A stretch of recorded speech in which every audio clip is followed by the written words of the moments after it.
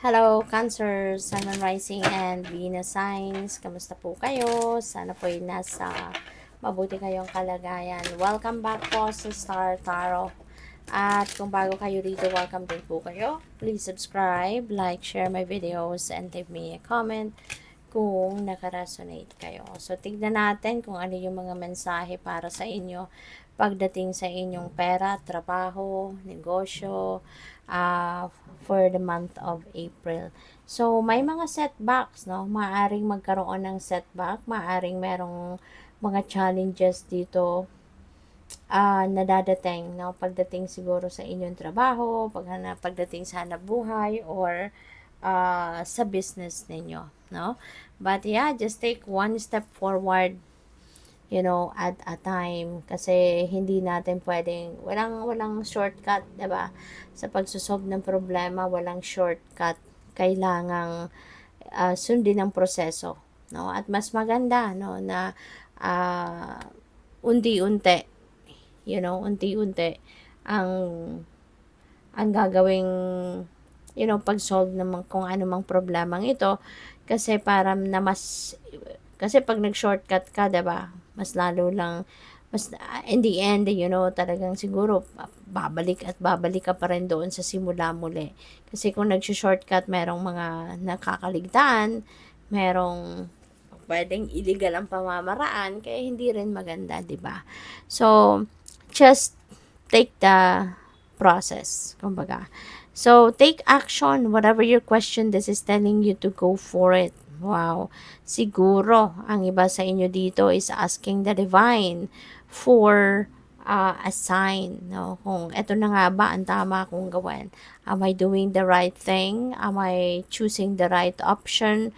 Siguro mga ganyan, mga tanong ninyo sa divine. Kaya, this could be a sign para sa iyo na yes, go for it. Tama, no? Tama yung path na gusto mong tahakin. Kaya, imbes na maghintay ka pa, take action now. No? Don't procrastinate anymore. So, we also have parenthood. Healing your inner child will help you make money. Wow. Sabi dito, baka ang iba sa inyo, baka ang trabaho ninyo is related to caregiving, to teaching, 'di ba? Maaari din ang iba sa inyo, doktor ng mga bagets, no? Pediatrician, or any career, no, centered on children. So, maaring ang iba sa inyo, you're also taking care of other people's kids, 'di ba? Baka kayo ay isang nasa isang institution wherein doon iniiwan, no, yung mga working parents, 'di ba? Merong parang daycare na pinag-iiwanan ng mga kids, 'di ba?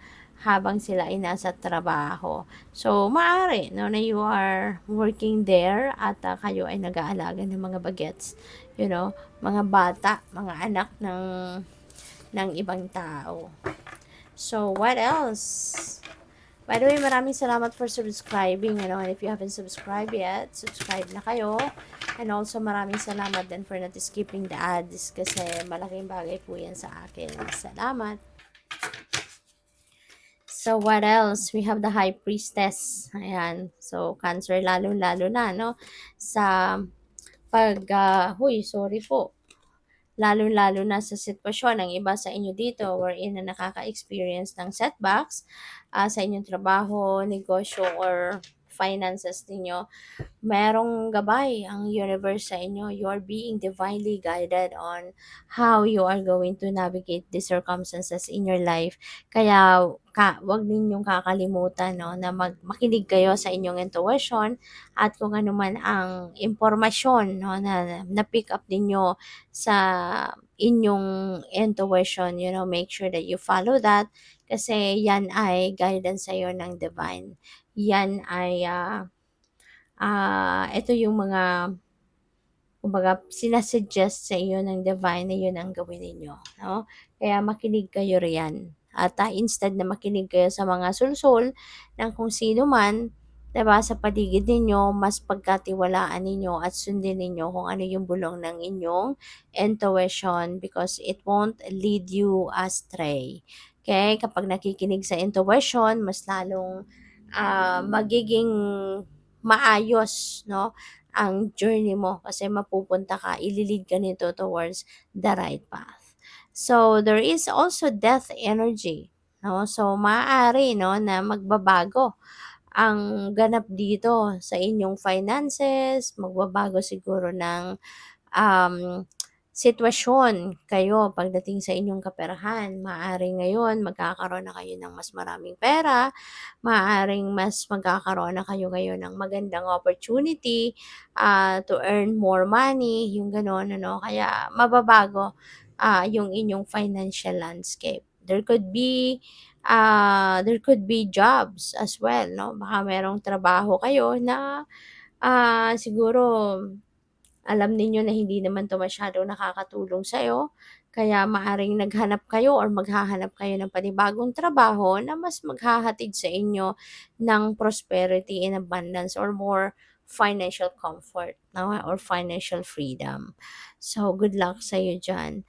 With the Ace of Swords, you will be enlightened, the path towards dito kung ano man ang dapat mong baguhin or ano man ang kunyari, klaseng trabaho na dapat ninyong mahanap, it feels like to me that you will receive enlightenment, you will receive, yung parang ano, parang light bulb moment, no? Magkakaroon kayo ng idea all of a sudden kung saan kayo pupunta, saan kayo mag apply or ano yung a-applyan ninyo, something like that.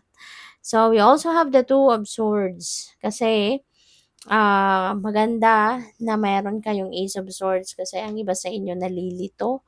Ngayon, there is an important decision that you need to make na pupuwedeng related pa rin yan doon sa setbacks kung ano na yung gagawin ninyo and you are not ready to make that decision, 'no?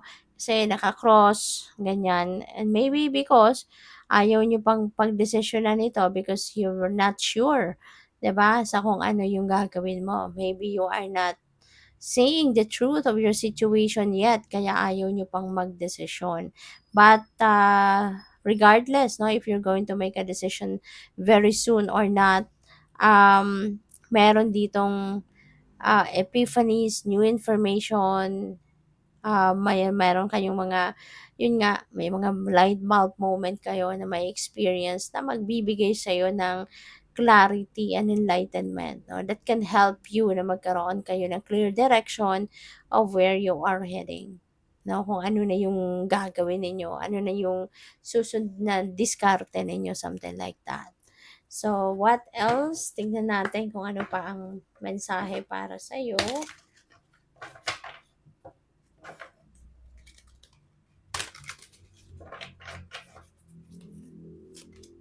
Traveler, ayan, Cancer, baka kailangan pa ninyo na mag-travel ngayon, maaaring related 'yan sa trabaho. Baka kayo ay,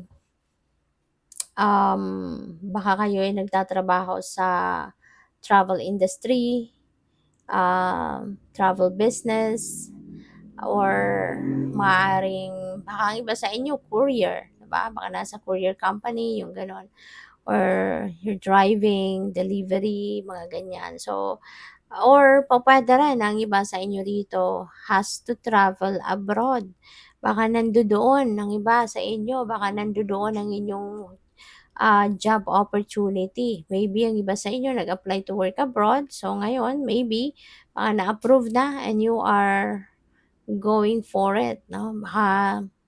Baka nalalapit na ang pagbabiyahe ninyo papuntang ibang bansa, 'no? So, mag-iingat na lang kayo. We also have coach. Maybe you are a teacher, 'di ba? Maaaring ikaw ay isang teacher, maaaring ikaw ay isang life coach, mga ganyan. Or, um, pupuwede rin na since kadikit niya si Two of Swords, probably ang iba sa inyo, you are searching for someone na makaka-guide sa'yo, 'no? Kung ano na yung mga desisyon sa buhay or maybe you are searching for someone ano, that can share with you their wisdom, their learnings in life, mga ganyan. Gusto mo lang ng makakausap, 'no, na makakapagbigay sa'yo ng sage advice. So, maybe you are going to deal with a person like this ano sa ngayon. So good luck. Thank you for watching. Love and light. Namaste.